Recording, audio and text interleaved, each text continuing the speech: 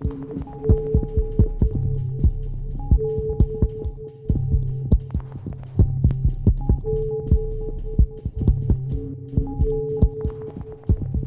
afternoon and welcome to the final session of Prada Frames for this year. My name is Simone Farresin and together with my partner Andrea Trimarchi we are the head of a design office called Formafantasma, which is based here and in Rotterdam. For the people who are not familiar with Prada Frames, we conceived it in close conversation with Mrs. Prada and her team as a transdisciplinary symposium looking at a complex relation between design, architecture and the environment. The aim of the symposium is to bring together designers, architects, artists, curators, producers, but also scientists, anthropologists, activists, and legal and economic experts. The inclusion of voices and discipline beyond design, it is not only a way to increase the depth of the research, but it is also an ethical position that recognizes the lived experience and knowledge of people in other fields. Before to expand further on the notion of materials in flux, this year's subject, we would like to thank Mrs. Prada for the support in the development of the project. Also, I want to acknowledge that materials in flux, in this moment, it's in its second settlement. The first one was at M+, the Museum of Visual Culture in Hong Kong. As it was for last year, we want to make use of the international dimension of the Salone Internazionale del Mobile to offer a platform that looks at the possibilities but also the problematics of doing design today. In the first edition of Prada Frames, we look at a subject which is very dear to our practice. It was titled On Forests, and we look at forests as a site of extraction, shelter for communities, and also as sentient beings that challenge our understanding of ecology and materiality. This year, in conversation with Prada, we decided to focus on another subject which is really central to the culture of design and production, and that is waste. Since the development of industrial production and the subsequent increase of environmental damage, waste reduction and management have been placed at the center of the conversation of sustainability. Nevertheless, we also feel it is important to recognize how waste reduction has always been also central to the culture of industrialization, but as a way to maximize profit. Because of this, we titled the symposium Materials in Flux. We feel it is important to recognize that materiality is in a state of constant becoming and it is never static. A piece of marble, before to become minerals, it was also living creatures. A piece of wood was, of course, the flesh of a plant. And then this microphone is amplifying my voice. Sooner or later it will become something else, shredded into pieces and turned into other things, maybe even other sentient things. We'll see how that is going to shape up. From this perspective, the notion of waste is then rather limited. And the idea of materials in flux instead is to look at the potentiality of matter to always transform and become.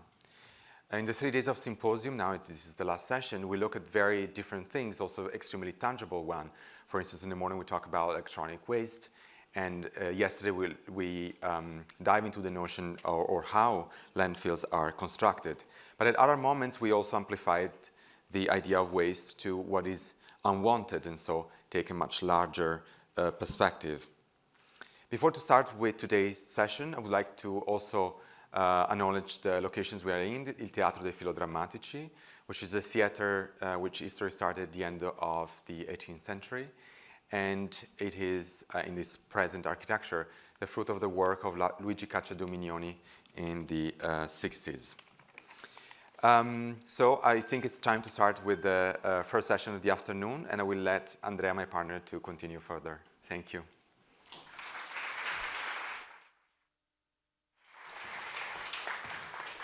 Hello everyone, I'm Andrea Trimarchi and I'm the co-founder of Formafantasma. And welcome everybody to the last session of Prada Frame. Let me now introduce our first speaker today, Beatriz Colomina and Mark Wigley. Beatriz is the Howard Crosby Butler Professor of the History of Architecture and the founding director of the Media and Modernity program at Princeton University. Her books include Sexuality and Space, Private and Publicity, Modern Architecture as Mass Media, Domesticity of Work, and X-ray Architecture. In 2016, she was also co-curator of the 3rd Istanbul Design Biennale. Mark Wigley is a professor of architecture at Columbia University. He's a Dean Emeritus of the Graduate School of Architecture, Planning and Preservation. He's an historian, theorist, and critic who explored the intersection of architecture, art, philosophy, culture, and technology. His recent book include Passing Through Architecture, The 10 Years of Gordon Martha Clark, and Buckminster Fuller, Architecture in the Age of Radio. He has curated exhibition at MoMA, at the New Institute, and Canadian Centre for Architecture. Beatriz, Mark, the stage is yours.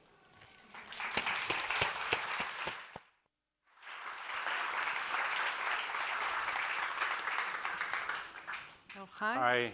Thank you very much for inviting us to be part of this incredible event.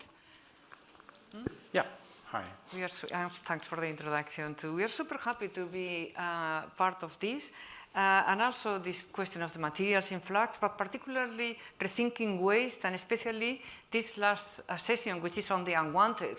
And it seems to us that we have always been, in a way, working on the unwanted, right? That we do kind of detective work in all these things that are repressed, overlooked, marginalized, offensive, forgotten. Basically everything from women to shit, right? And these are the unwanted things that organize actually architectural discourse. Yeah, and here materials are framed as living systems, which is sort of super compelling. But I guess we want to argue the exact reverse, right? That living systems, living entities are actually materials. Actually, for us, there's no line between living entities and material, no line between, let's say, life forms, which you could house in architecture, and housing material, the material with which you house. So that's our interest. But if you want to talk about life, then in fact the first form of life are bacteria, which is 4 billion years old. We are nothing, right? And a bacteria actually makes plants possible, makes trees possible, and therefore makes also buildings possible. But bacteria are usually treated as the unwanted of buildings, right? Like some kind of invisible enemy that has to be exterminated. So this is what's inside your stomach. Right now, and we want to ask, what happens when you put this bacteria at the center of design? What if you kind of tune into the unwanted, listen to the unwanted, learn from it, live with it, and this means decentering the human. Actually, human-centered design, you hear that a lot, in Milan especially. Sounds great, sounds good. It's terrible. It's a disaster. It's terrible for humans. It's terrible for other species, and it's terrible for the planet. Right. And besides, not so simple, right? The human in human-centered design, from the Renaissance, from Leonardo da Vinci to Le Corbusier and so many others in the middle. Who is this human anyway? Half of the population to start with is out, right? And it's a white, male, athletic body of a certain age and beauty, right? And so that excludes basically all of us, right? Because even if you are white and Western and athletic, how long are you going to be? Exhibit A, yeah. Well, very athletic you are not. But how long does this last anyway? So we keep this fiction in architecture that we are working for this human, but in the end, this human, it doesn't really exist. It's totally a fiction that we have kept for so long in architecture. And if you center actually architecture on bacteria, which is what we are trying to say here, you will actually take, as we will see, better care of the human, but it will not be this privileged kind of figure that sees itself superior to all the other species and most other humans also, right? Even if you are obsessed with the human, it's very important to understand that the human is a very complex, endlessly complex and ever-changing trans-species collaboration. In fact, the human is just a bag of bacteria. There are 400 trillion bacteria in your body, mainly in the digestive tract. And this bacteria has been around for millions of years, you know, way before humans appear on the Earth. We are just a recent arrival, and we happen to be also on our way out, right? And nobody will miss us in this planet. All these bacteria will be okay, good riddance of these destructive characters that inhabited the Earth for some time. Right, and it's not even a bag, not even a Prada bag. It's just a tube, right? The human, us, right, all of us today here, we're each of us wrapped around about 8 meters long of intestine, right, 8 meters. And the real limit of the human is not like here and here, mouth, us, the real beginning of the human is right inside the intestine, right inside here, right? That's the real entrance to the human.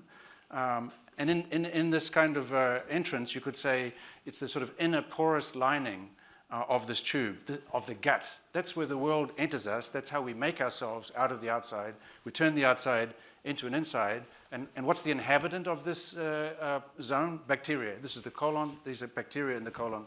And there you have at least 4,000 species of bacteria, as it were, the gatekeepers of you. Yeah, because in fact there is much more bacteria in the gut than human cells.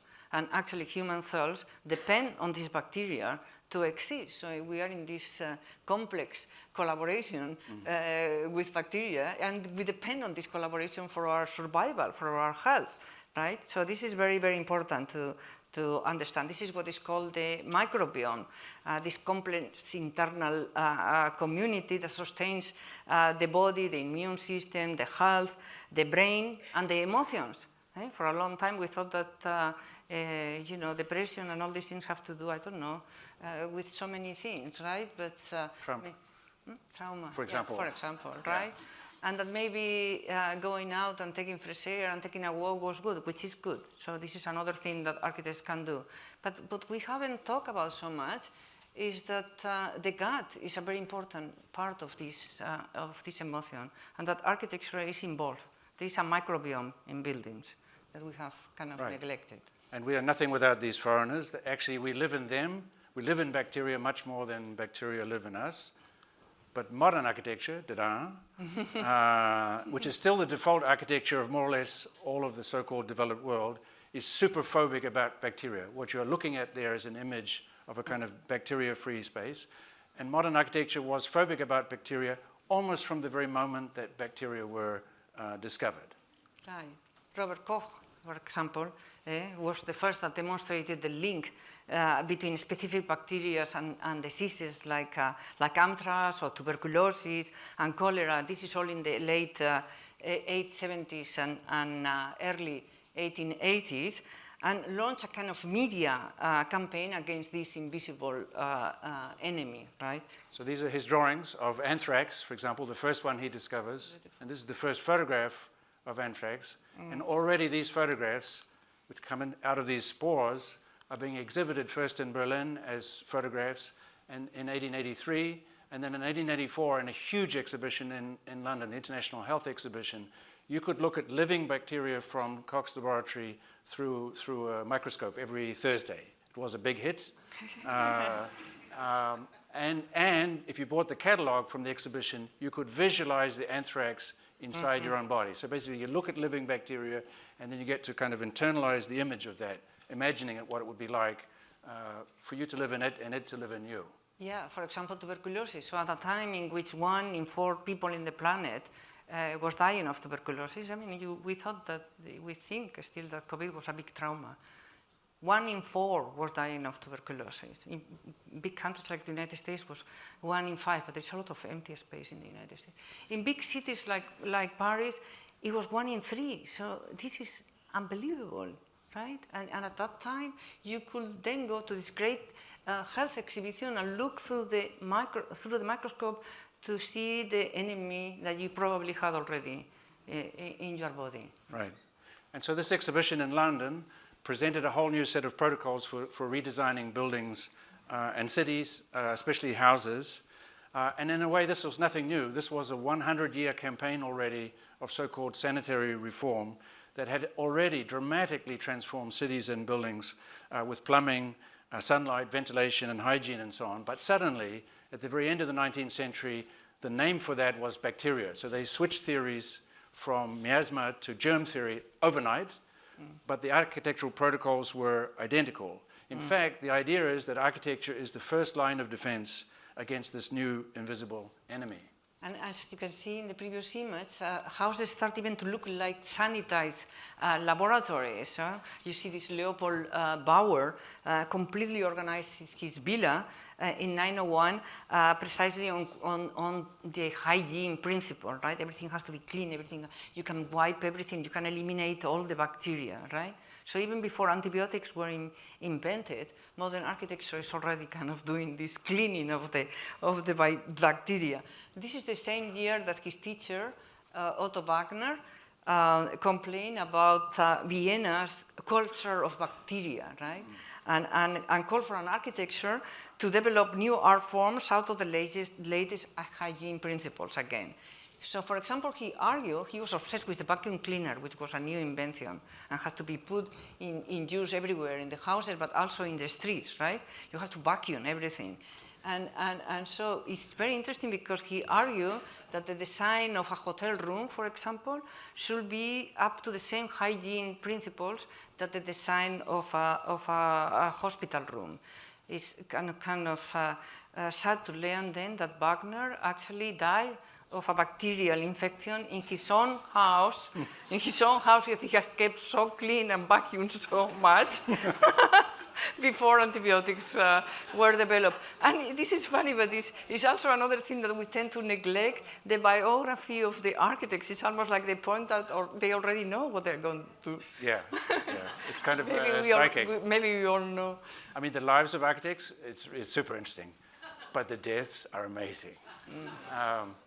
Well, we could go on. Okay, so all of this is happening. Wagner is dying of a bacterial infection before they find an antibiotic that would deal with that infection. But actually the first modern antibiotic, because actually what we call antibiotics today are very much part of most indigenous cultures. There's a lot of knowledge about antibiotics. But the first one is accidentally discovered, of course, it's penicillin, 1928. So modern architecture is already, of course, fully engaged in 1928. But as Beatriz was saying, modern architecture had already adopted a kind of antibiotic position. In fact, if you really think about it, modern architecture presented itself as an antibiotic before antibiotics arrived.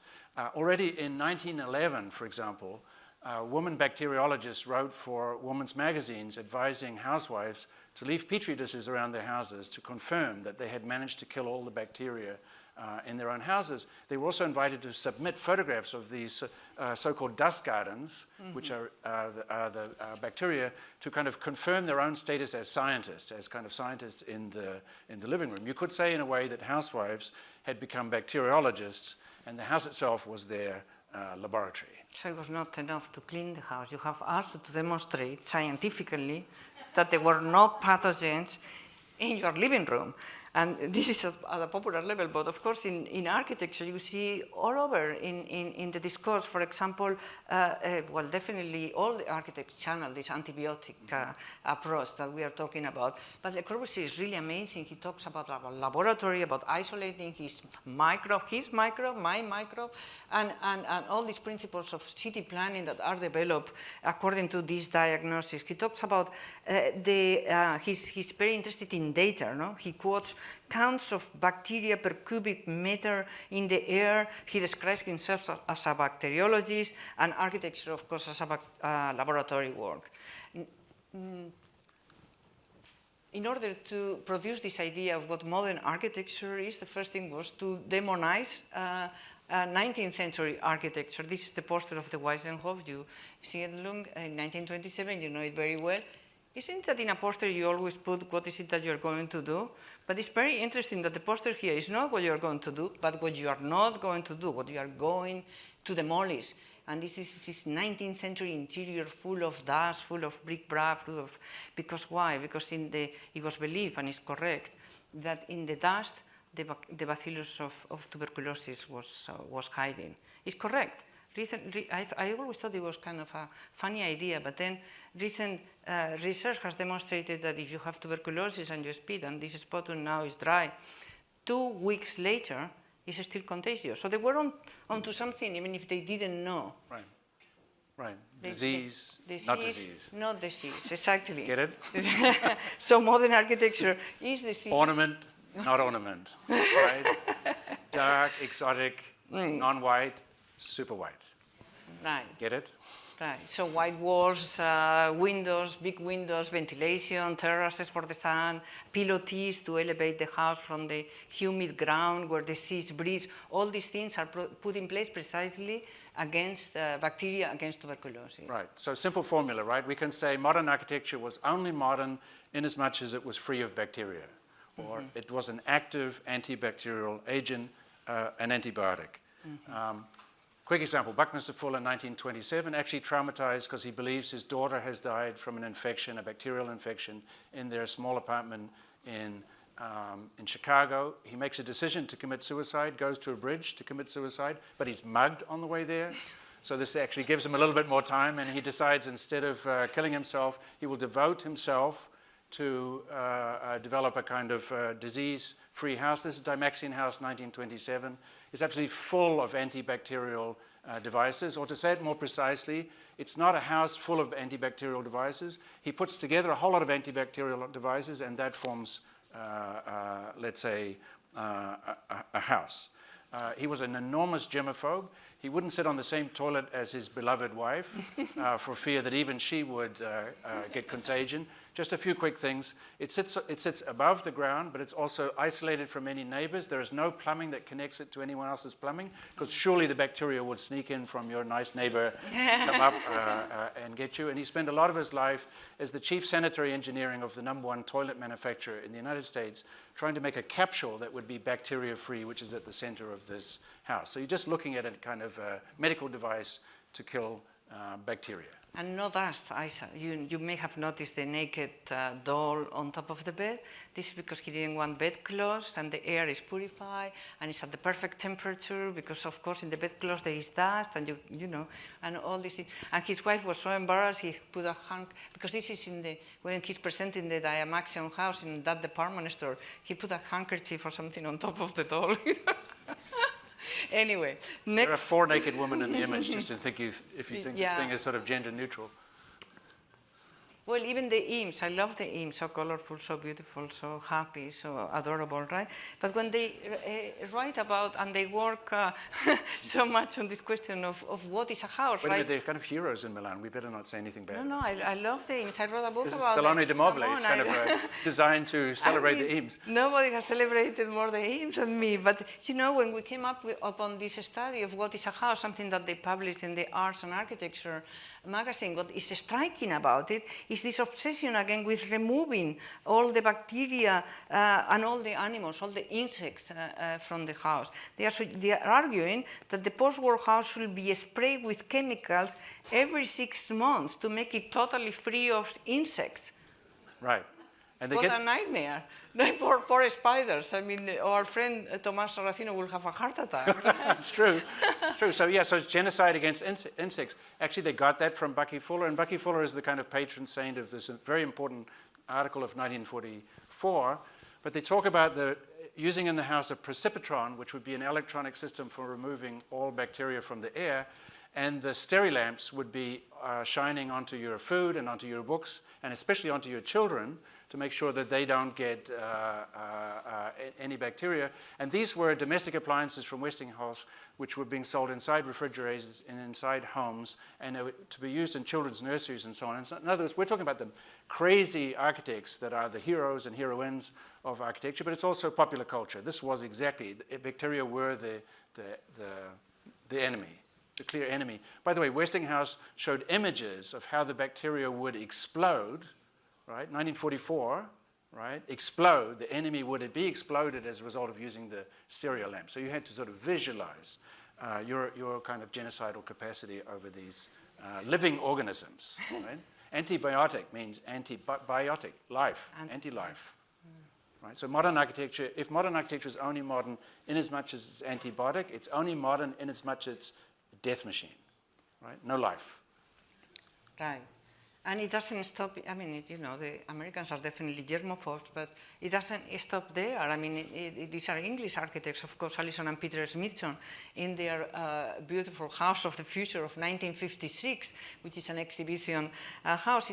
There, the food, for example, they say is bombarded with gamma rays, which is an atomic byproduct to kill bacteria. So they are obsessed with this idea. This whole house has been hyper clean space, a kind of molded space capsule.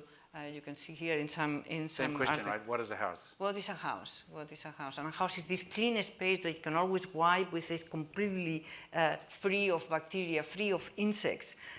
And you enter this capsule through a door that somehow has a decontamination system, so that as you pass through this kind of double door, you are kind of clean from the outside bacteria.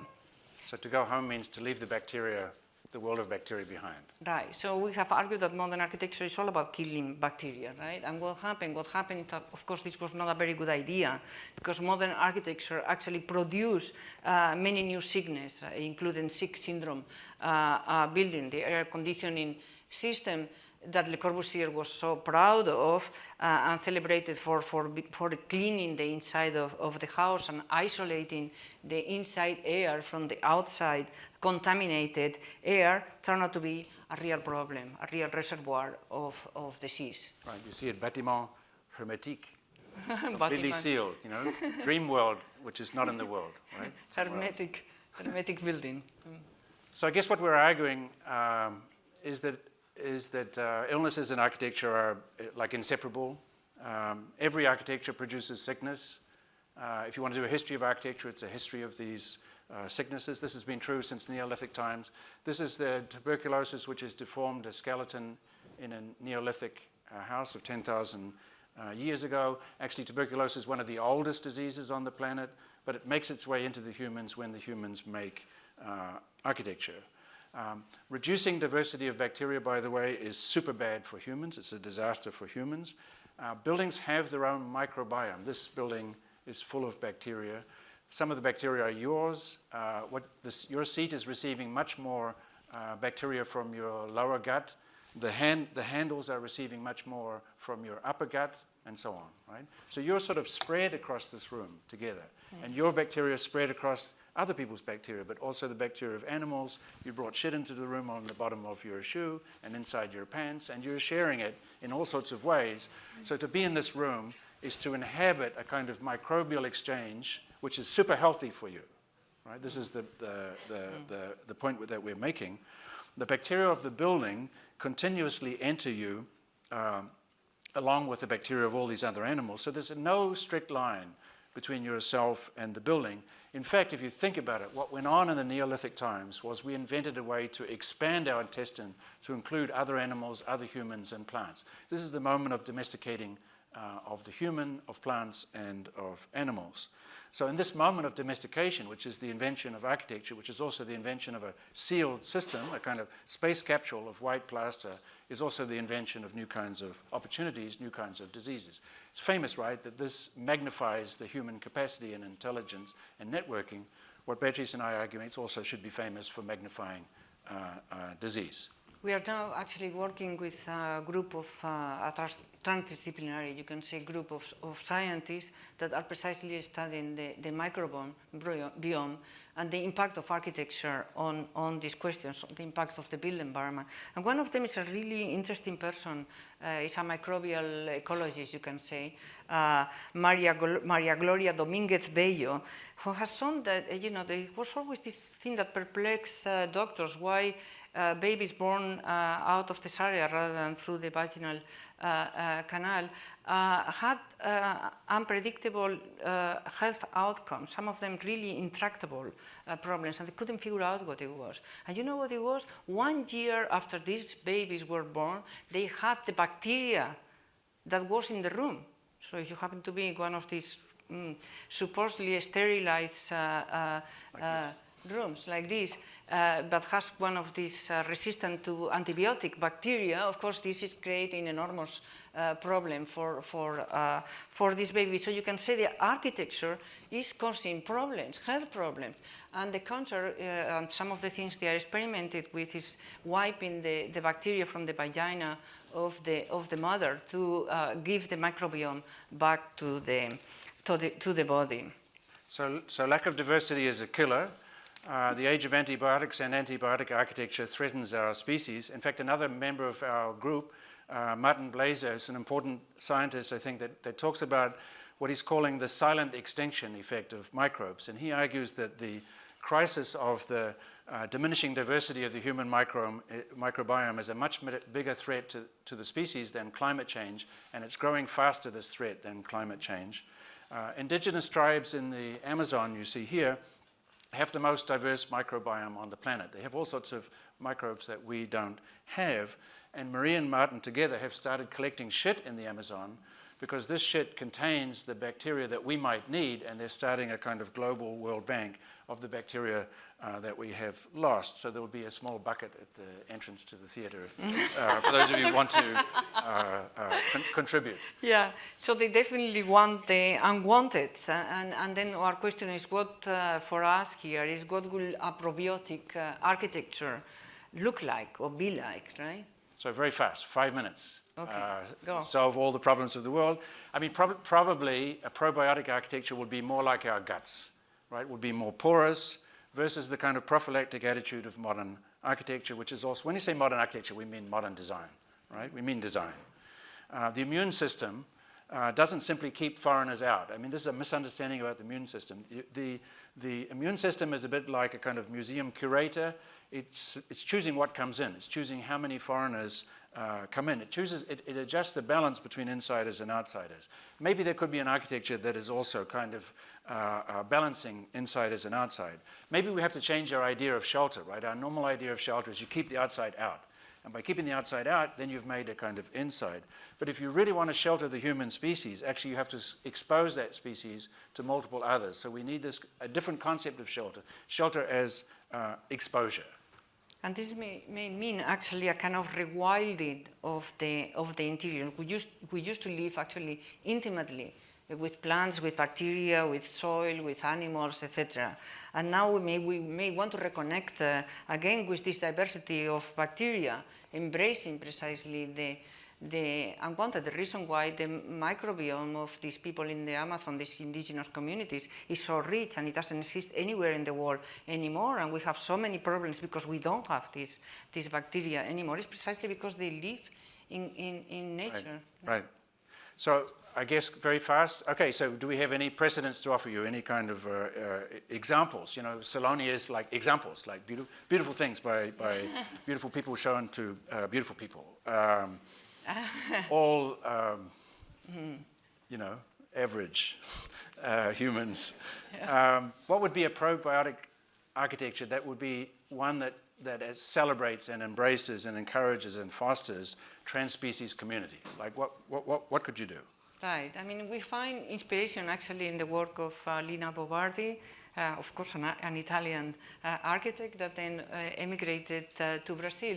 What we find fascinating about Lina Bo, when he started designing this beautiful Casa de Vidro, the glass house, which is very much like it's suspended in the forest, almost like a tree house. She draws every insect, every animal that is living in the site before she occupies this site. Can you believe it? So every insect, every little human, every plant, everything, because for her they are very important. They are actually more important than the humans that will eventually be occupying. You see all these little drawings, all these spiders. Saraceno will love that, right? So in a way, if all architecture is about keeping the bugs out, what Lina does is embracing a trans-species architecture. So insects are no longer the enemy, but are precisely a more intelligent group, a more intelligent member of the community. And, you know, the humans are maybe just a temporary guest of this architecture that she designs for us. And for Lina Bo, maybe we can say, to finish, that architecture for her is only architecture in as much as it's dissolved by other species. So you make something quite strong, but it gets dissolved. Even her super dramatic, kind of brilliant tour de force of the Masby Museum, which was done at exactly the same time as her house, and looks so strong. Look at the way it was originally drawn. It's originally drawn as if it's in a forest, not in the center of Sao Paulo, and it's been occupied, lived in, and eaten into by plants. She's imagining here spaces in which the human is always secondary, always a kind of visitor, always fragile, hasn't yet arrived. Like, is this the future or the deep past? You don't know. It's part of a kind of political ethic, I suppose. If you look at the houses, like, is it really a house for a human, right? Or a kind of plant house in which humans could occupy for a while. It's part of a political ethic that celebrates and learns from the unwanted. It's treating so-called waste as the most precious asset of all. It's really a kind of inhabiting of the unwanted.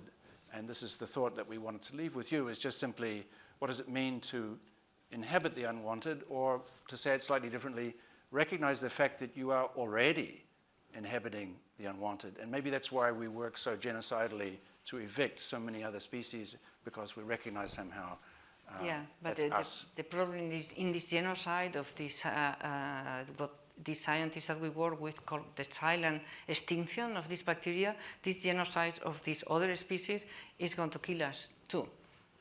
Okay. Thank you very Enough. much.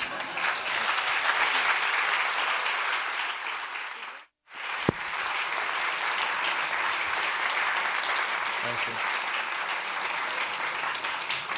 Thank you, Mark. Thank you, Beatriz. It was an incredible presentation. Thank you. Our next speakers are Arno Brandlhuber and Olaf Grawert, principal from B+.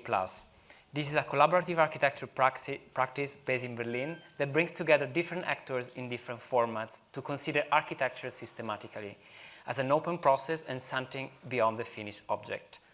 Arno, Olaf, the stage is yours.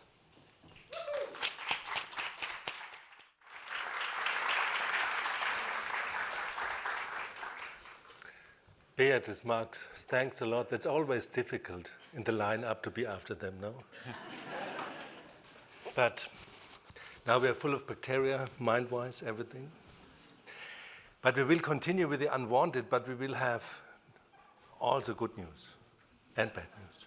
But it is basically about the unwanted as well, just in another scale. Maybe we have found an explanation now why so many of what we will talk about is demolished, is erased, because they were full of bacteria. But let's see. So we are at practice, we are doing educational things like films, educational things like teaching, and we also are architectural practice. And I will start with 2 or 3, let's say, major problems that we are found ourselves confronted with. We will show 2 examples, and then in the end we need your help. It's like a kid's birthday. In the end you have all to help us. So we architects and our bubble now, the building industries, we cause, and we are great in that, we cause 40% of the worldwide CO2 emission. 40%. And in our education we didn't learn how to deal with it. I have a good news for you. In 12 years, in 2035, we will have made the 1.5 degrees global warming, and it will not longer rain a single day in Milan. So you don't need any umbrella. I don't tell you what will happen in 2100 right now. But somehow we got the feeling that the umbrella leads, to something that you discovered last year here, when it was rather dry, in the Poebene, which is something to do with the bacteria. Okay.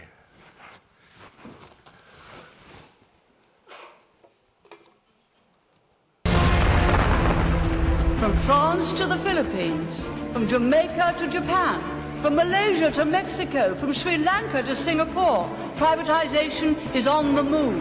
Something new had been born. Its name was popular capitalism. Popular capitalism. is nothing less than a crusade to enfranchise the many in the economic life of the nation. We conservatives are returning power to the people. That is the way to one nation, one people.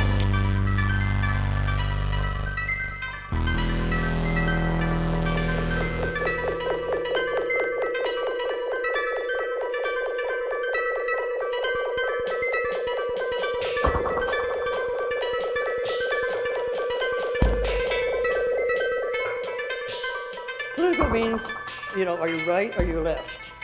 Or it means are you blue or you're green or whatever it is. And so it has already a kind of a negative or a, anyway, not a human face. And I can't change the word, but I think, how can you change it? How can you, maybe you have to go and say, instead of use the word, which is a problem with so many keywords, say what you mean.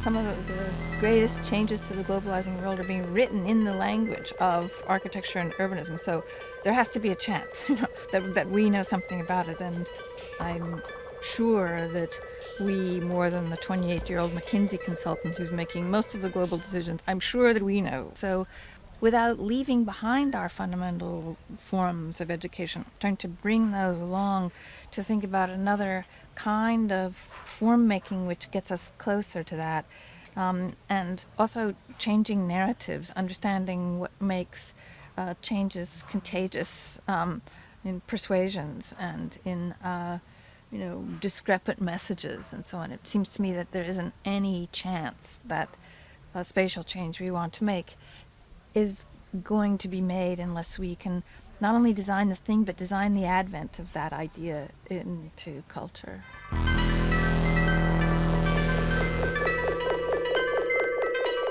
Something that I learned during this year is storytelling. Storytelling. The risk of a technocratic government is that in the way you communicate, you easily fall into a too specialized discourse, too technical, too difficult to understand, too detailed. You miss the point, and you should make a story.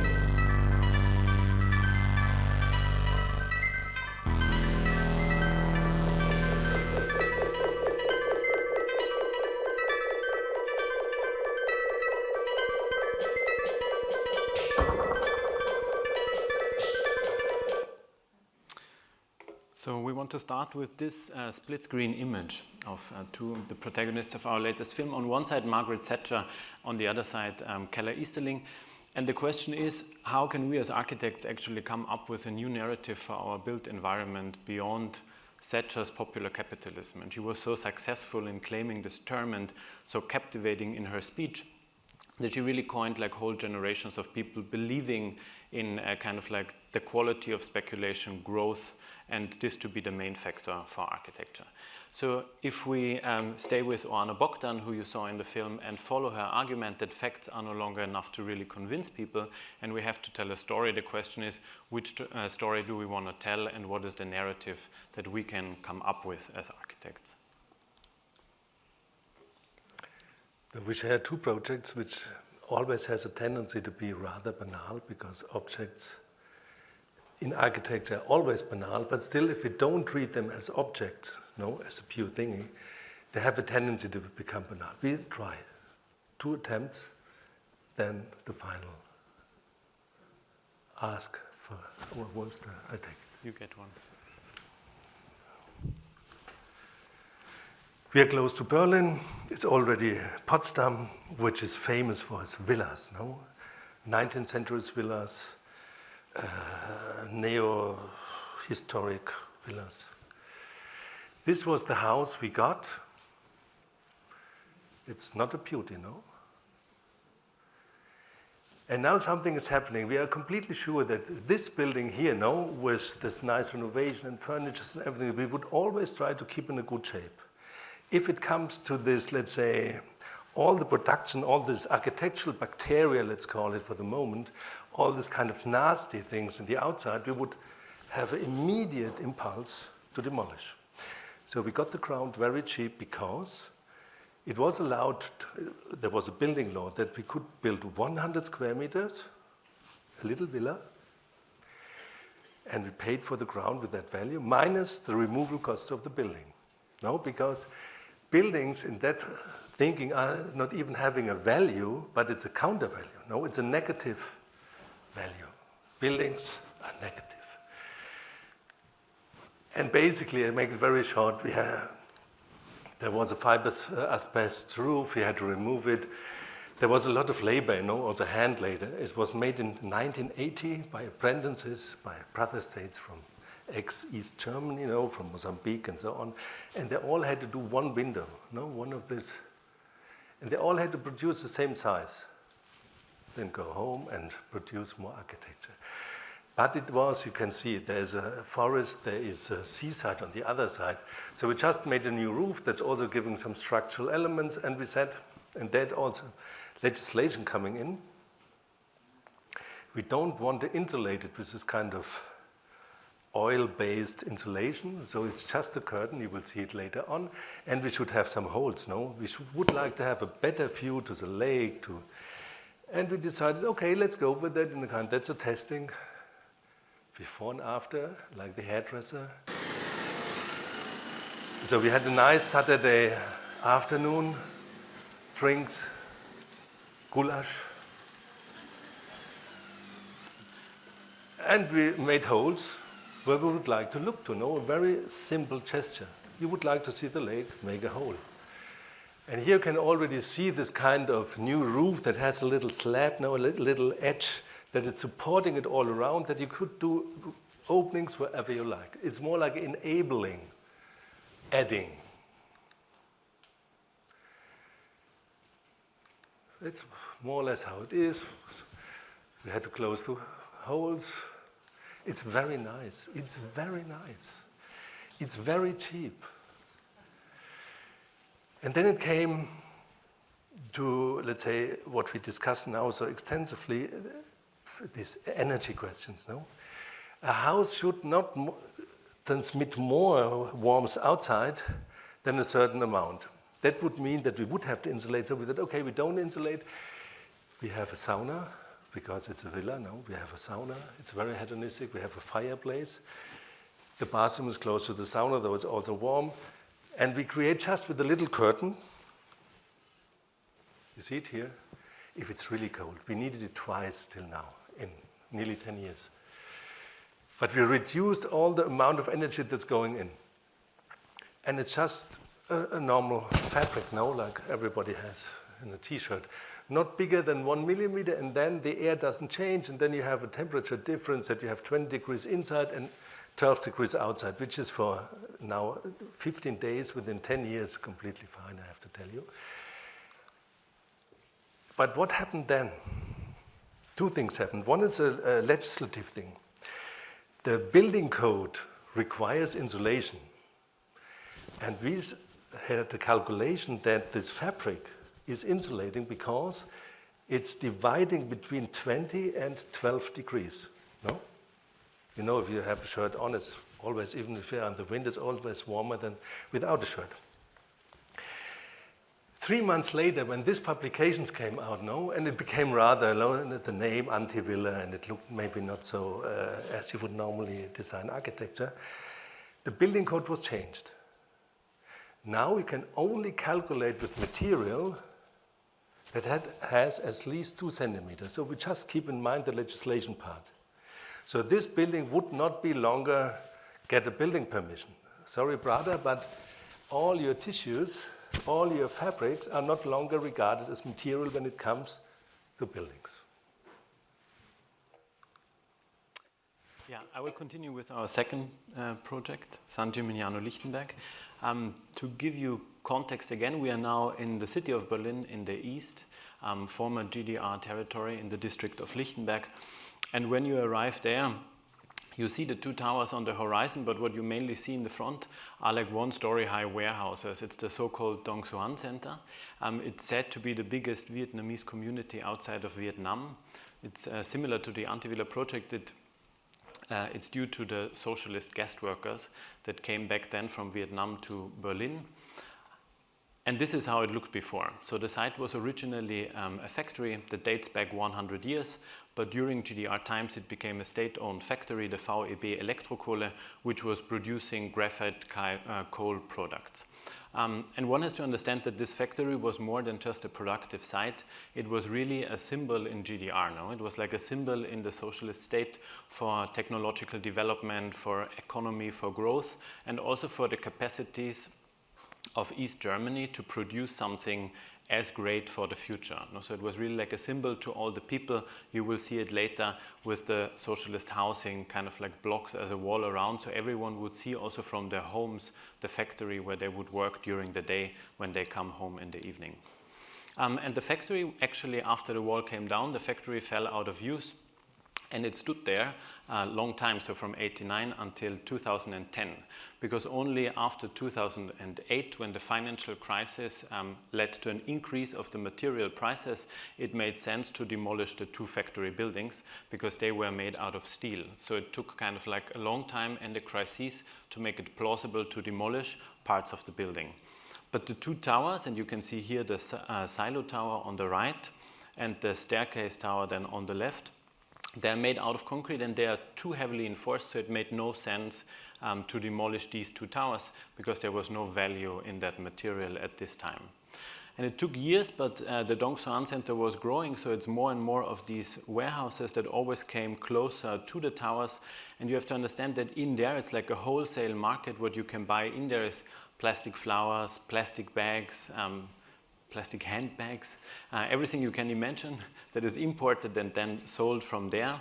And these warehouses continued to grow, and basically they came always closer to the edge of the plot of the property, which made it even more unrealistic to sell it because no investor was interested. Because again, similar story to Antivilla, the costs for the demolition would have been too high.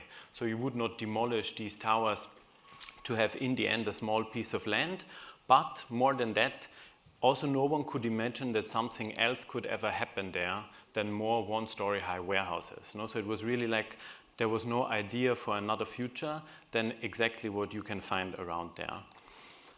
So in that sense, the first architectural intervention that we did in order to convince the banks, who were also not willing to finance the project, was to change the narrative of the place. There was a colleague back then who said there's a clear resemblance to him, to San Gimignano, the town in Tuscany. And he said, like, don't you think it looks like this? So we said, like, okay, that's very nice, no? Because other than the story of failure of GDR, the wall coming down, etc., clearly the Tuscan village has a positive connotation, so why not call it San Gimignano, Lichtenberg, and create a hill, no? So the first architectural built intervention, you can say, is this hill that is now in the center of these two towers. We're also kind of like now a fox moved in, so we also have now other neighbors. So this kind of like hill that looks very small here, but it's actually beautiful when you're on site, is in the center of it, really changing the perception of the space, all by a sudden allowing others to also see what we might have saw or at least overwrote, no, in a way, leading to the point that then a German magazine titled Living Beautifully, no, kind of like showing the tower as a symbol, coming up with a story of what could happen there. It's also very nice because you can see that the surrounding is changing a lot. Back then there was still a yellow warehouse which burned down, so it's also like a site where a lot of things are changing still until today. So speaking about then the architectural project that we started there in terms of what is like a built object, we moved our practice there and opened a prototyping workshop. So we speak about the silo tower now, which we adapted and renovated. So in there we work together with a lot of other designers. It's also very nice because a lot of them are in the audience. So we share the space. It's also too big for us.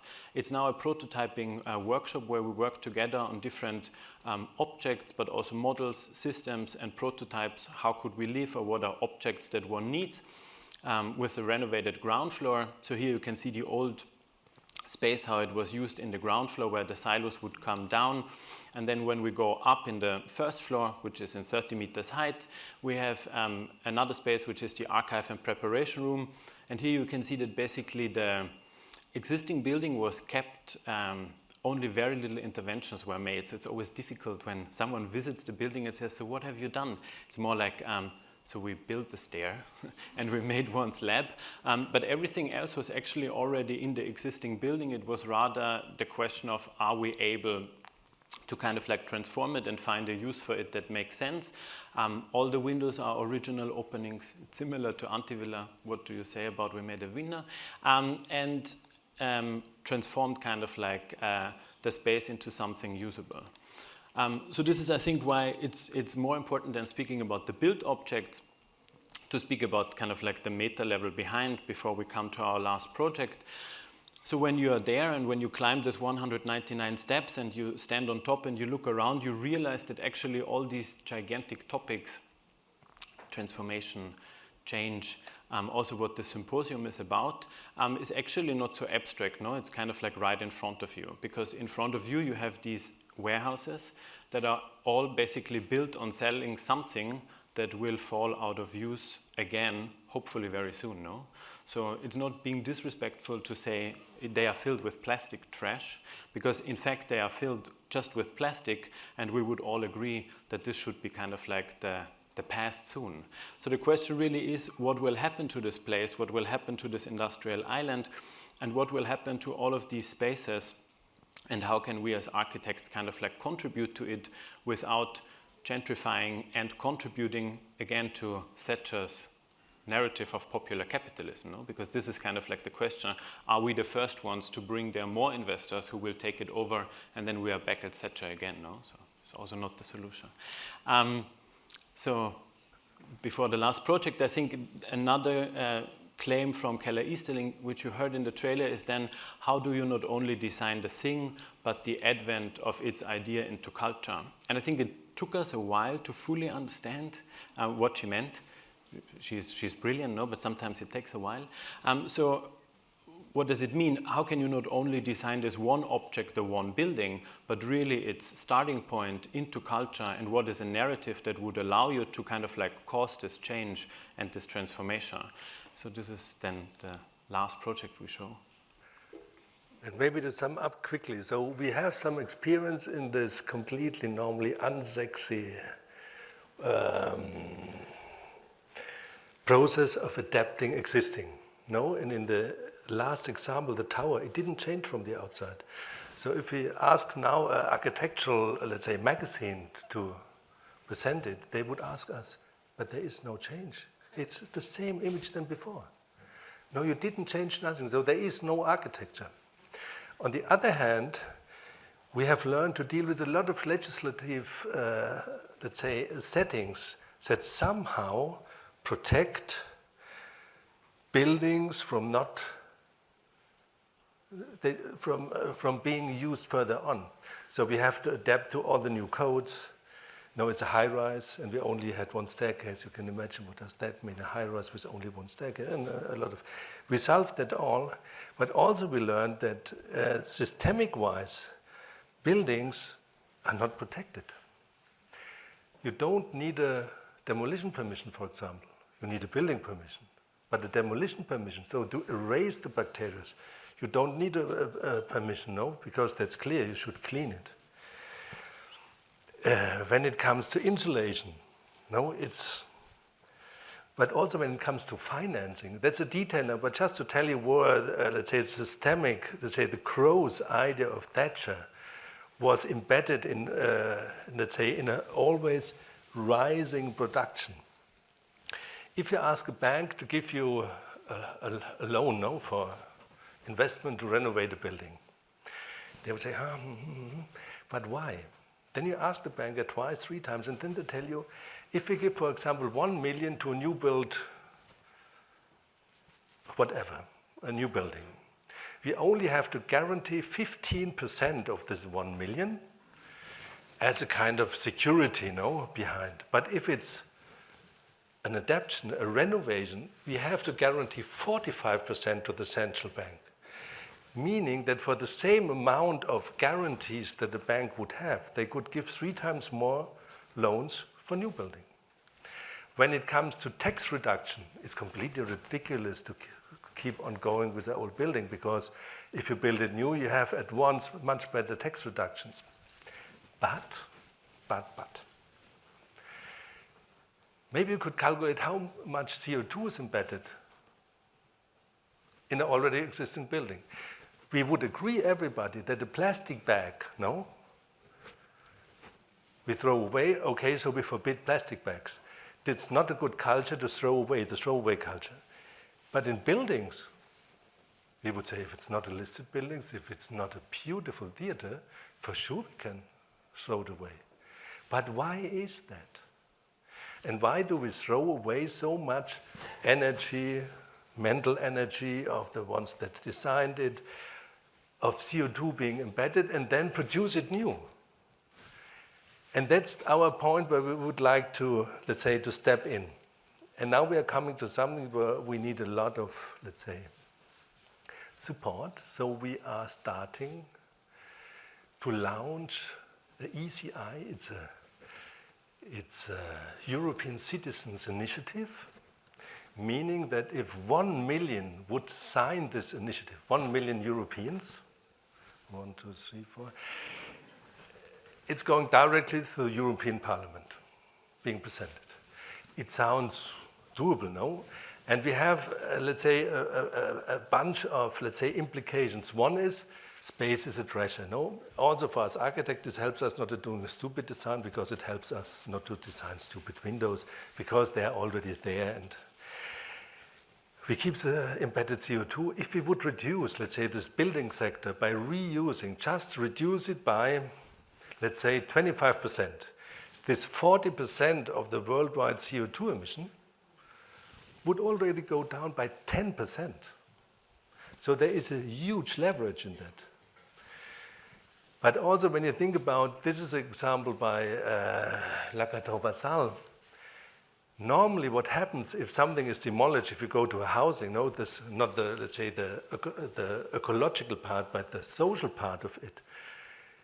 People have to move out, it's demolished, something new will be built, even new apartments. But it's not the old ones that come back, we all know it, no?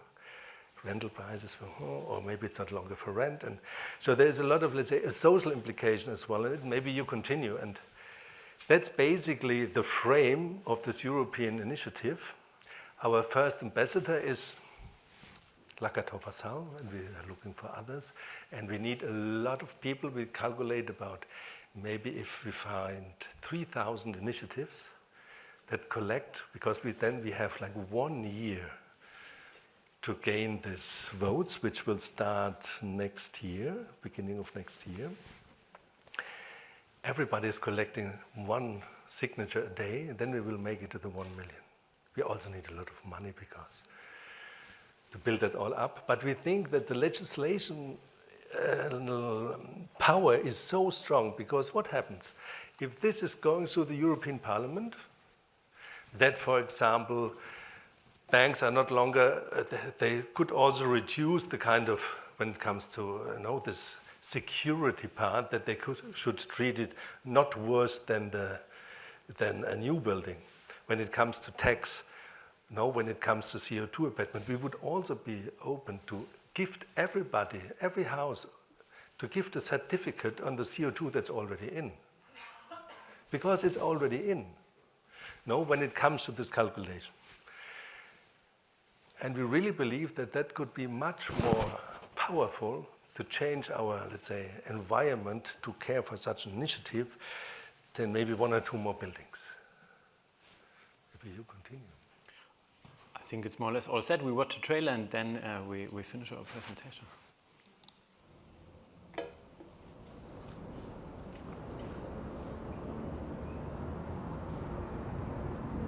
Today, speculation has taken over, ruling the global real estate market, ruining cities, commodities, and communities, resigning people to suffer in search for a home. But speculation is more than a social issue, it is an ecological one. leaving spaces empty and unused, leaving buildings to ruin and decay, letting future generations panic and pay. This story is about us, the 99% that don't look at the earth from above, but through our neighbor's window. If you realize that today, this can be your tomorrow. House, Europe. This is where I live, where space is not a commodity, where policies changed our perspective, where social and ecological belong together. Imagine that energy and value are being preserved, that empty spaces are being adapted, that existing buildings are being renovated, that exploitative structures are being transformed. Because one thing we must never forget, we all need a space to live. Do you remember? Join the movement and save space from speculation. Take part in House Europe.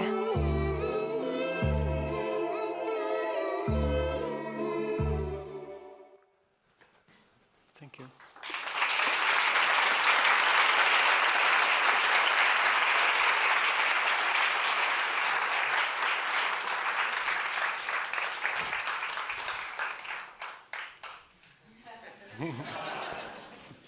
Not yet. Thank you so much, Arno. Thank you, Olaf, for the very thoughtful work you do at B+. I would like now to introduce NATALIA GRABOWSKA, curator at large of architecture and site-specific project at Serpentine. NATALIA, welcome on stage.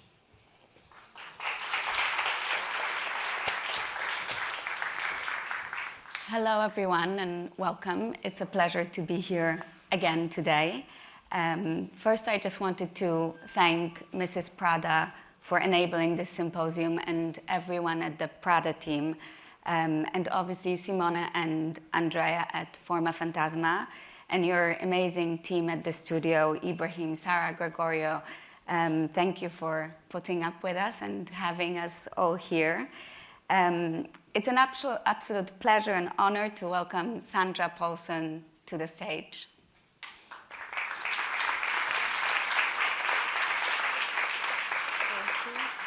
We are extremely lucky to have Sandra here with us, as we literally dragged you from the middle of you installing Venice, the British Pavilion at Venice Biennale, that you're one of the 5 artists representing Britain this year. So thank you so much for making it here. I'll briefly read Sandra's bio just to do it justice, as the practice is so multifaceted. So Sandra Poulson is an Angolan artist who lives between London and Luanda. Her work discusses the political, cultural, and socio-economic landscape of Angola as a case study to analyze the relationships between history, oral tradition, and global political structures, focusing on her local Luandan experience, history, and knowledge to investigate and discover networks between micro-political movements and how they reverberate into macro-politics. Her practice utilizes inherited social memory from colonial Angola and the Civil War to dismantle contemporary narratives through semiotic and archaeological studies of ordinary objects as actors in political and cultural ongoing transformations, which inherently draws the question posed by the work to the task of decoloniality. Sandra frequently works with creating spaces through material research and experimentation, and her work utilizes fabric, concrete, wood, film, hyperdocumentation, looking at things in close proximity to the body, like city, dust, beer, garments, etc. As I mentioned, Sandra is now preparing for the architectural biannual, and most recently she had a show in London at VO Curations, and is also going to have another site-specific installation at Bold Tendencies this summer in London. So today we will focus on dust, and the project that came together as a result of Sandra's research and looking sort of forensically into dust, called Economy of the Dust. When we spoke together in preparation for this presentation, we agreed that we kind of cannot speak about waste without speaking about whole value systems.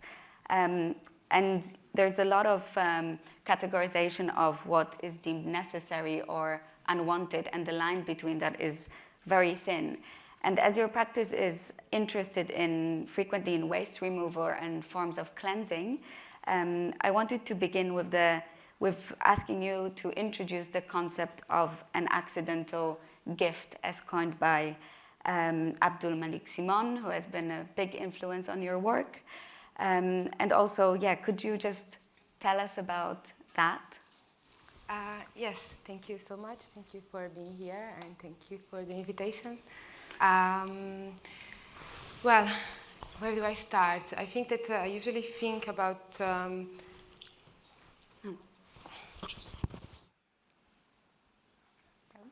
I thought that I could put it back on my own. I was like, I got it. I take it out. I go to the bathroom, and then I mess it up. I usually think about Abdul Malik Simon investigation about the accidental gift and really this development of this idea of something that we are not responsible for in some way. We come across and we develop together and responding to each other in a way that leads to something highly productive, perhaps. And I think being Luanda a space of very unexpected encounters, conversations and actions eventually lead to these gifts. In this project, I think maybe you want me to get to how is, I guess, the dust in some way, how is it this accidental gift? I remember when I was reading Abdul Malik Simon, and also with not a lot of time at university to go through everything I wanted to read, and I started sort of digging into the lectures on YouTube. And I came across a lecture Malik did for the University of South Australia in 2013 called Urban Dwellers. And he was essentially talking about the story of this guy called Nino that is arrested, allegedly, on the suspicions of murder, of having murdered multiple people. Abdul Malik Simon talks about how the guy goes to prison, but that's not really the evidence of the crime. And he's exchanging letters. Does it sound weird? Or is no, I think it's good. Okay. He's exchanging letters with his dad. So his dad writes to him and says, "Hey Nino, how you doing? Here, everything is okay. I really miss you because this season seems like we'll not be able to plant the tomatoes. I'm getting really old, and you were the person that were working on this and were actually moving the land and preparing the land." And Nino writes back to his dad from prison and says that, "Please do not touch the land. This is crucial. This is where the bodies are hidden." Of course, all of the letters are intercepted from in and out of prison. So the next day, the FBI, I guess the story kind of idea is set in the US. The FBI shows up at Nino's, outside his property. Even though the letter did go through, they show up and they say, "We came to look for the bodies." So they start investigating the land and they start looking for the bodies. They start digging. Obviously, there was evidence that the bodies are in this space. And they eventually dig out the whole thing and they don't find anything. So Nino's dad, really upset, writes back and says, "Nino, why did you do this? The FBI came here and they are sure that you did it because you pretty much assume that you did it. And they dug up the whole thing. On another side, now I can just plant the tomatoes." And that's the accidental gift. That's really it. Yeah. So Nino obviously assumes that he did the crime and he gets into further trouble because he can, through something almost unwanted, create the conditions for a support system and to support his dad. Maybe he gets into more trouble. And maybe he can't also necessarily be proud of the action, but it's a gift that leads to a form of survival. And you have thought about this, the whole idea of the accidental gift. You have sort of translated into the dust that is ever present in Luanda, a city that you're from and that you're also partly based in. And I was wondering if you could just talk a bit about the dust and, you know, the kind of how it choreographs the city and sort of dictates its economy. Okay, so there's so many factors within this. One is, I guess, the material aspect of the city. I think the image we're looking at right now is one of the entrances of a neighborhood in downtown Luanda called Chikala, where I spend a lot of time when I'm in Luanda because I have loads of friends that live there. And we are looking at essentially where the formal road ends and the loose ground starts. Again, this is actually an expression that Luandans use to refer to, almost to give indications of a place to someone. I would say, you know, where the asphalt ends and the loose ground starts, onde o asfalto termina e a terra batida começa. But this is because my body within Luanda has been mostly located within an asphalted road. So someone that lives in a road, on a neighborhood that is unpaved, or in a particular road that is unpaved, would say this the exact other way, would say where the loose ground ends and the asphalt starts. So we very much understand the borders of the city in relation to, who lives in each place. This is again downtown Luanda. This is about 10-minute walk, and if you guys can see next to the red car, actually the road is asphalted. And then as soon as you come out, you have another road that isn't. Maybe there was a problem with the water. Maybe there was an attempt to dig a hole that, like we say, you know, our grandchildren will meet. It's a hole that will prevail. And also on the right-hand side, this kind of very clear border between almost a private area that got paved formally, maybe not formally, but with a material that we understand as formal, with cement, and the loose ground itself. So I think being in Luanda, I remember in 2019, today it's always like this. Every time that I'm talking about the work, I'm never wearing the shoe. I usually wear this one pair of trainers that is super run down. It has more holes than, you know, the entrance. They are bigger than the entrance for the foot. And I went to Luanda. I was like, okay, Luanda is like dusty. I also know that I want to, you know, navigate without catching anyone's attention and be low key. So I take the shoes that I wear like most of the year and to work with me. And what I didn't know is that these shoes were going to end up being the conversation starter for so many different situations within the city. So there's like an accumulation of stories and encounters. I remember once like two guys arguing, and he tells his friend, "Shut up, you're as dirty as that girl's passing shoes." But he said it so quickly, and I was like, what? He saw the shoes and he reacted, and he dissed his friend based on something that he just saw, and I was like, okay, cool, I won't be offended. But then this happens again when someone, you know, a lady stops me and says, "Are you okay? Like, where are you coming from? Where are you going? Where is your mom?" Assuming that I'm lost, assuming that I've been somewhere where likely, in her perception, my body wouldn't have been.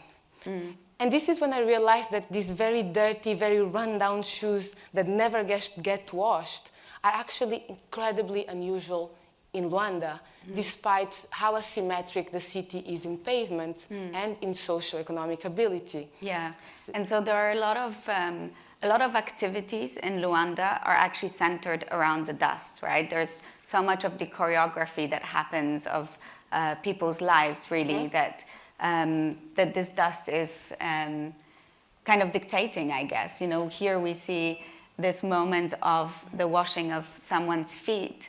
Could you talk about that, and maybe also about all the other sort of jobs that, in a way, this dust that everyone is so hardly trying to get rid of is actually something that is an enabler, you know? So Luanda was built originally, like most harbor cities, from the port towards the mainland, towards inland. And so the downtown Luanda was kind of the original colonial city, was where white Portuguese settlers lived, and then black Angolan families lived outside of this kind of center. So the kind of the urge to remove the dust has very much to do with something that happened 500 years ago, which was the occupation of downtown Luanda and the construction as well of downtown Luanda in the Portuguese format, and this division between who lived in the asphalted and who lived in the unpaved. So there are loads of activities that address the ability of someone to cross the threshold between the unpaved or the informally paved or the paved by the dust and the cement city. There are people in Luanda that are shoe polishers, like are in many parts of the world. In Luanda, people get their shoe polished every day. There are people that are washing trainers. There are people that are dust sweepers. Continuous is a kind of a profession that never ends because the dust is coming from the actual planet.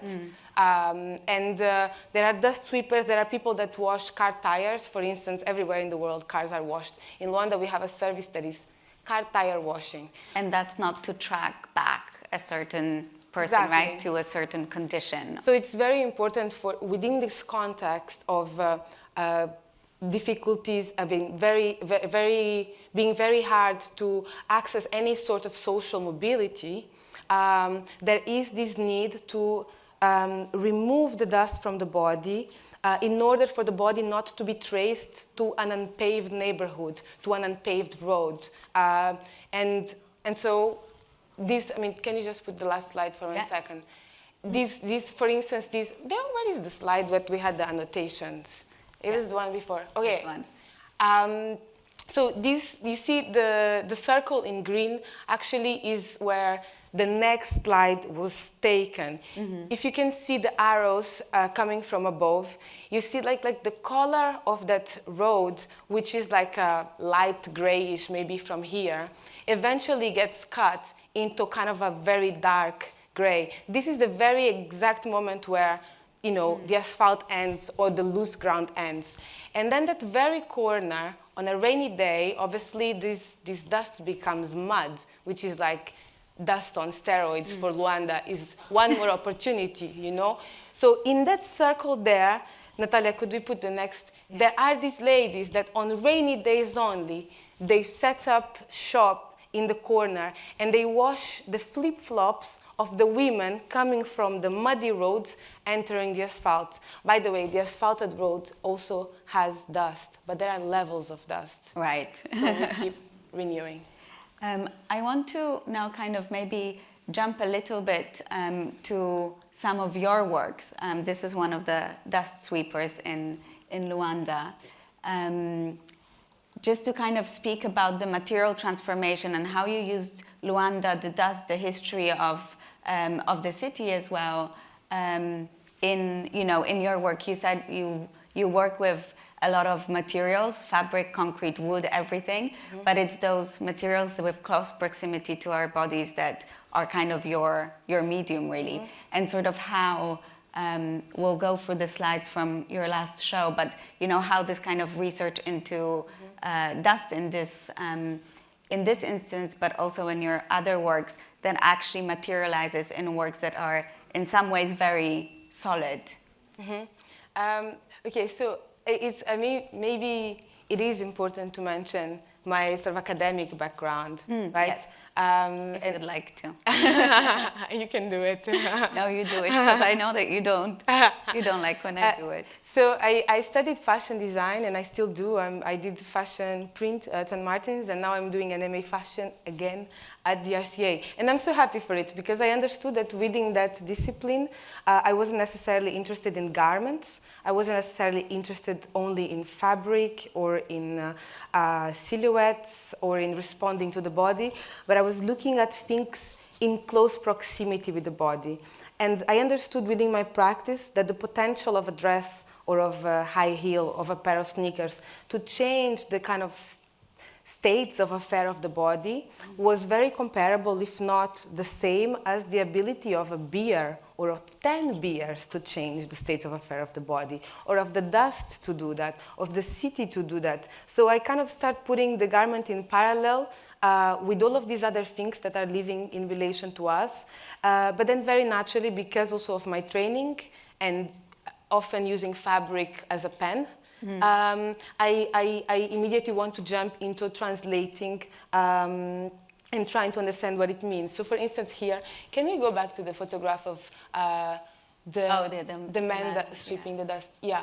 So you see, for example, here I left Luanda with this image on my camera roll of a man that is practicing the labor of sweeping the dust, literally next to where I grew up. And obviously, I don't have immediate access to what he's wearing, right?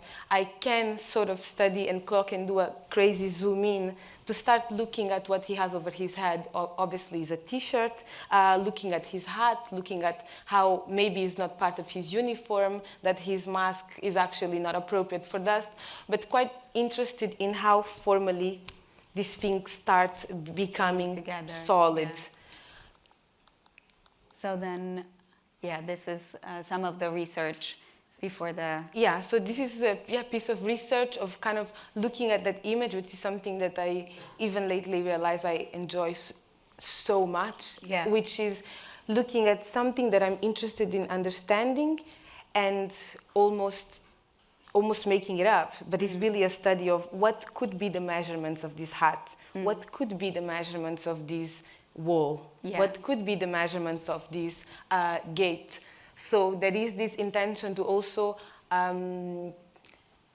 be in the presence of the context, which because of being based between Luanda and London, but mostly in London, to be completely honest. When the artists say, oh, I'm based between Luanda and London, it's like the Atlantic Ocean picture. There is this, but yeah, so this need and want to be really in the presence of the materials and of the languages that speak to me and that can allow me to deconstruct and speak about other things.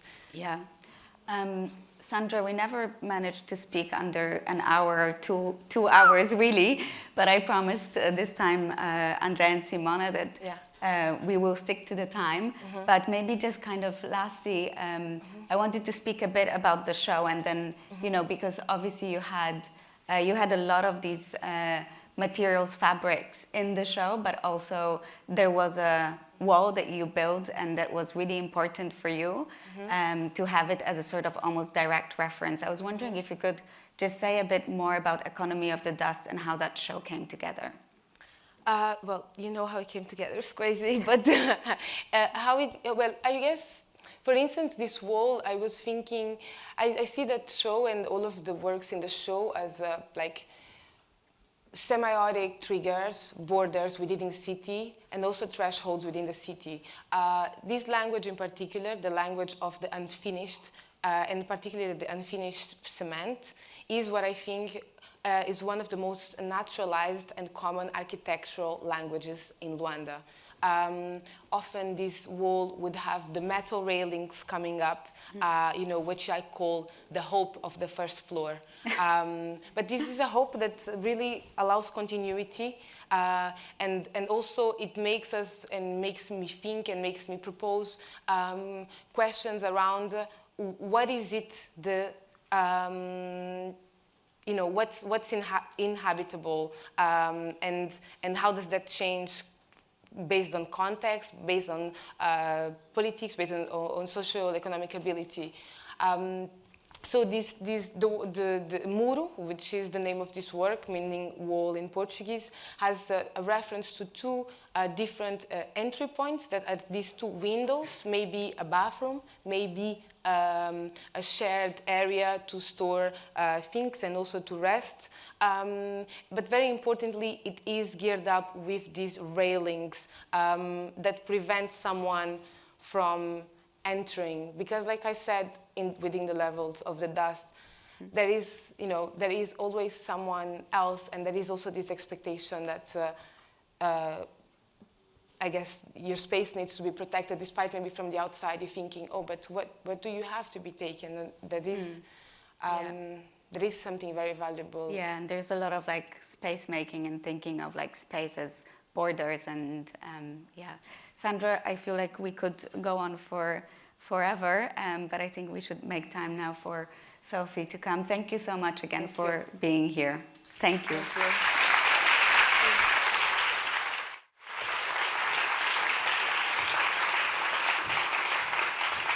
Thank you, Natalia and Sandra. Sandra, I can't wait to see your work in a couple of weeks at Biennale.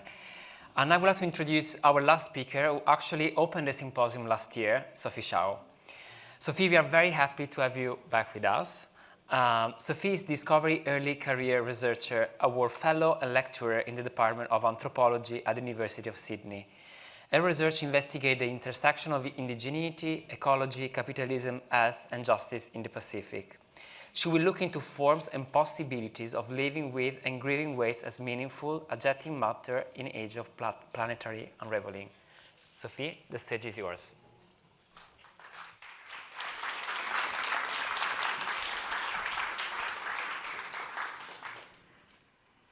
Thank you so much. Good afternoon to all. Thank you so much for being here. I want to begin by extending immense gratitude to Simone and to Andrea, to the Prada team and the Formafantasma team for inviting me to be part of this incredible symposium on materials in flux. As Andrea noted, I was privileged to be part of last year's Prada Frame Symposium on forests, and it's a real gift, a real honor, a real privilege to once more be part of this ecology of thinking and doing across artists, activists, and academics. So with that, let me begin and let us go traveling. It is a hot afternoon in late May 2019. Josefina, an indigenous marine woman, is returning home from a foraging expedition in the rainforests of lowland West Papua on the island of New Guinea, where I have been conducting fieldwork for the last decade. Josefina carries her 3-year-old child, Petrus, on her chest and bears hand-woven sago fiber bags across her back and forehead. But today, as yesterday and the day before and before and before again, the bags are returning empty and dangling. With over 1 million hectares of marine forests having recently been converted to industrial oil palm plantations, animals that once abounded across the landscape are increasingly difficult to encounter. Plants and trees that once flourished across the land, Josefina tells me, have been felled to make way for cash crops, or no longer bear fruit because the soil has been contaminated with chemicals and diesel oil. Birds and mammals have sought refuge on higher ground, fleeing the heavy haze of smoke, smog, and ash. Aquatic critters, such as fish, turtles, and crocodiles, have been poisoned by pesticides and are no longer captured or consumed by the marines. Their skin and their wetness, Josefina tells me, are full of toxins that are now also embedded in the skin and wetness of marines themselves.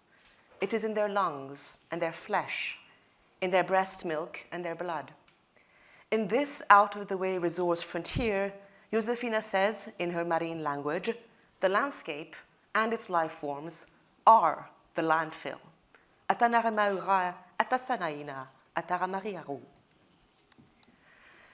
In my brief intervention today, I want to think with toxic waste as matter in flux from the perspectives of the indigenous marine people of West Papua, whom I have had the immense privilege to learn from and think with over the course of the last 10 years. In particular, I want to unsettle in this intervention our imagination of extractive frontiers, like monocrop plantations, as places that exist as productive, profitable natures to some, and as contaminated, more than human wastescapes for others. The etymology of the word waste is good to think with here. The term finds roots in the Latin vastum, neuter of vastus, meaning empty, desolate, abandoned, and originally used to describe regions, territories, and landscapes as wastelands. In one of its contemporary nominative usage, waste refers to material which has been used and is no longer wanted, such as when the valuable or useful part of it has been taken out. In another verbal usage, waste conjures a process of attrition and diminishment, to consume gradually, to weaken, to wear away at the strength or vigor or life of something, quite literally, to waste away. In both respects, then, waste speaks not only to the toxic byproducts of agro-industrialism, but also to formations like the plantation itself, as an example of what Gustavo Oliveira and Susanna Hecht call sacrifice zones. Sacrifice zones encompass the environments and organisms with whom indigenous peoples, like the Marine of West Papua, share ancestral and intimate relations of kinship. But sacrifice zones also encompass indigenous peoples themselves, whom one might think of as the unwanted, to return to a term used by previous panelists in this session. Marines are indigenous peoples who have traditionally been displaced, disempowered and dispossessed as unfortunate collateral in regimes of racial colonial capitalism that, as the indigenous Métis scholar Michelle Murphy argues, economize the value of life and dictate which lives are supposedly better yet unborn. Yet even as they are being displaced and dispossessed by plantations and as themselves the unwanted beings of productionist logics, Marines nonetheless inherit the excesses of capitalism and its toxic externalities through the visceral, fleshly immediacy of their own and of others' bodies. In the wake of plantation expansion, as my friend Josefina explained, the wizened skin of the forest can no longer sustain the diverse plants and animals and elements whom Marines share relations with and depend on for their subsistence. Their bodies, once strong and glossy, are said to have become weak and dry as fertile soils fritter into dust. Chemicals and toxic gases emanating from the plantation penetrate both human and non-human bodies as molecular dispersions of violence both slow and immediate. One of these chemicals is paraquat, a quick-acting, non-selective herbicide that has been banned in many countries due to its carcinogenic effects. Another is glyphosate, again a highly carcinogenic, broad-spectrum herbicide and crop desiccant. Rising like a noxious sweat from tropical soils, these toxic particle clouds infiltrate the pores of the poor, inducing nosebleeds, cataracts, ulcers, and infertility. Marines also emphasize that the polluted wetness of their rivers and soil also jeopardizes the living bodies and relations mediated by their flux and by their flow. For instance, chemicals that are absorbed by humans and other than human life forms are unwittingly transmitted to those who touch or consume them through the breast milk of mothers, the sweat of hunters, the blood of game, the flesh of fish, and the shoots of budding sago palms. These troubling chemosocialities crystallize as a sense of generalized vulnerability that is distributed across different sites, subjects, and substances that are all nonetheless connected to one another in all kinds of interspecies, intercorporeal, and intergenerational ways. And yet, even as they and their forest kin are subject to its corrosive effects, my marine friends refuse to reduce waste to the status of toxic substance alone. Instead, my companions insist that waste too has a story, and an animacy, an agency, and even a dignity. It is not just something to be managed or mitigated, but also, they claim, something to be mourned. Diduka'ain in Marind. As we traveled through the landscape, for instance, my friends would often stop to sit down and sing to the myriad forms of waste surrounding and penetrating our bodies. They would sing songs of exaltation and sorrow to the greasy surface of polluted rivers. They would tell stories to decimated trees. They would dig their fingers and toes deep into the oil-filled soils. They would send prayers to the pungent smoke and haze. They would chant poems to the carcasses of roadkill. They collect and bury the feathers of starved birds of paradise. They dance to the bodies of dead fish, drunk on pesticides and sludge. In these acts of mourning, then, the subjects of mourning are as much the victims of toxic violence as the source of the toxicity itself. Singing, storying, dancing, and chanting for the marine matters, because it marks your recognition that waste has not always been, nor need be, a harmful substance. Rather, the matter that is waste harms only when and because it is robbed of its own capacity to nurture more than human life, and instead turned into an unwitting agent of destruction and loss. Smoke and haze, for instance, are composed of particles of matter that once belonged and enlivened, relating, respiring, and reproducing beings. Diesel oil, meanwhile, is the remains of myriad long-deceased trees, crustaceans, fish, and countless other ancient creatures from aeons past.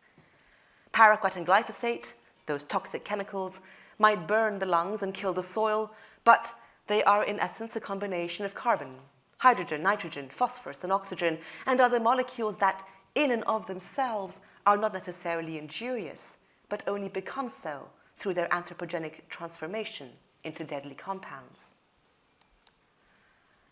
Marine's acknowledgement of waste's prior lives and afterlives brings to mind indigenous Red River Métis scholar Zoe Todd's reflections in the aftermath of an oil spill that ravaged life across their home river and territory of Amiskawachitahuacachiwan and Treaty 6 territory in the United States. The rage and anger that Zoe Todd first felt in the face of this disaster later brought her to reflect on the ontology of oil itself. This oil, she writes, is, quote, the remains of long-gone dinosaurs and the flora and fauna of millions of years ago.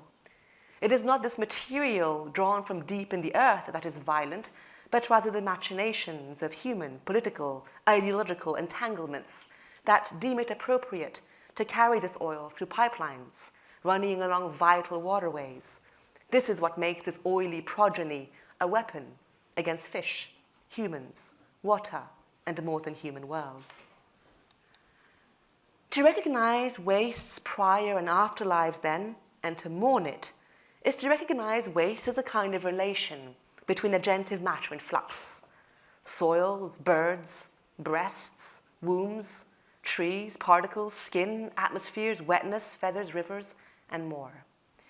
In a world of always unevenly distributed toxic effects, to mourn waste in the way that Marine in Papua do is a way of acknowledging waste's ambiguous ontology as matter that is at once vibrant and violent, lively and lethal, agentive and attritive, as a substance that we must learn to live and become with, and one that, for all its harmful effects, nonetheless also perhaps merits reckoning, reclamation, and respect. Waste, in sum, as both a matter of concern and of care. There are other emerging precedents in the mourning of matter in flux and material afterlives. In August 2019, for instance, Iceland held a funeral and erected a bronze plaque on the barren terrain once covered by Ökjökull, the nation's first glacier lost to climate change. By memorializing a fallen glacier, the funeral sought to emphasize what is being lost or dying the world over as a result of anthropogenic activity. When it comes to mourning waste, of course, things get a little bit more tricky. Waste, particularly toxic waste, is not necessarily charismatic, compelling, or conservation-worthy, the way that a glacier or a river or an endangered species might be. And yet it too is a result of anthropogenic activity. It too, as Ökjökull's funerary plaque reads, asks that we, quote, acknowledge that we know what is happening and what needs to be done, end quote. If waste can and perhaps should be mourned then, can it and its subjects ever be healed?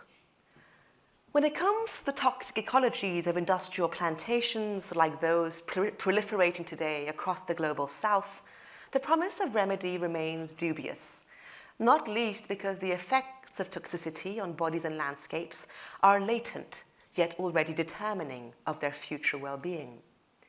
transmitted across more than human generations of skin and of wetness, toxicity in the present is also often toxicity in a future that, in a sense, has already happened.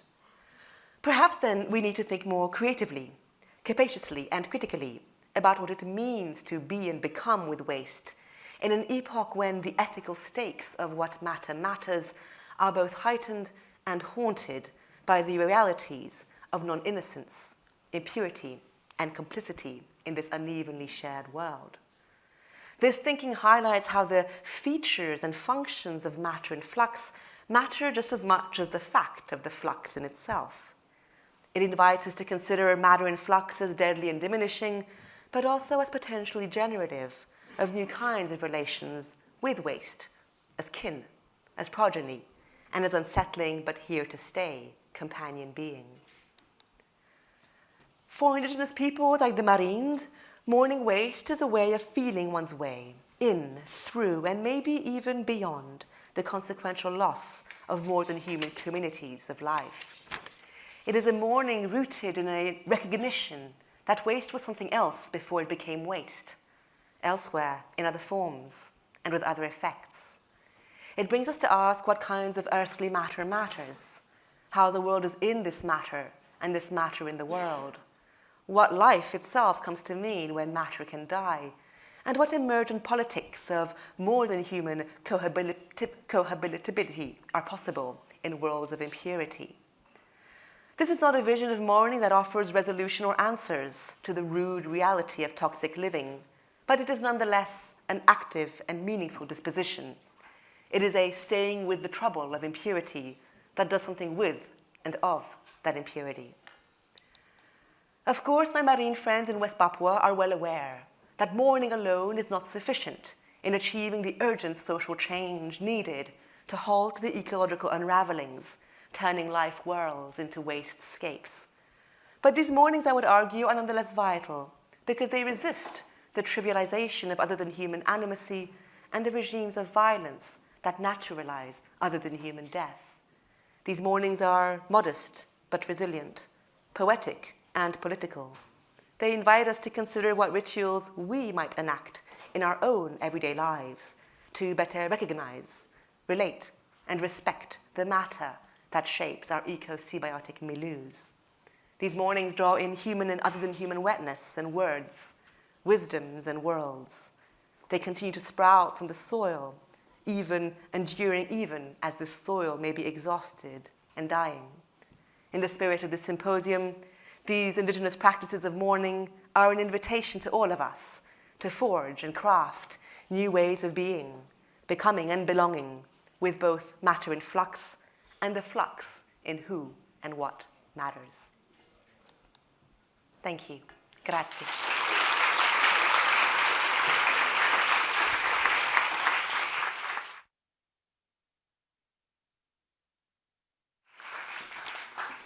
Thank you, Sophie. What a fantastic way to conclude 3 very intense days.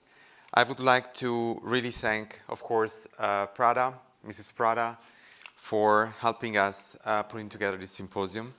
And of course, all of you, all the people that came in these 3 days, all the people that stopped, while instead of walking around the city, to came here and actually listen. So thank you really to everybody. We really hope that all the knowledges and approaches could be of inspiration for your daily life or for your professional lives. I would also like to acknowledge and thank part of our team, Formafantasma in particular, Ibrahim, Sarah, and Gregorio. For whoever have questions now, you could go in the foyer and have some drinks and discuss between you all and the speakers, eventually if you have questions. And of course, you can also take the time to look at the other sessions of Prada Frames online at prada.com and also at Prada YouTube channel. Really thank you for participating in Prada Frames.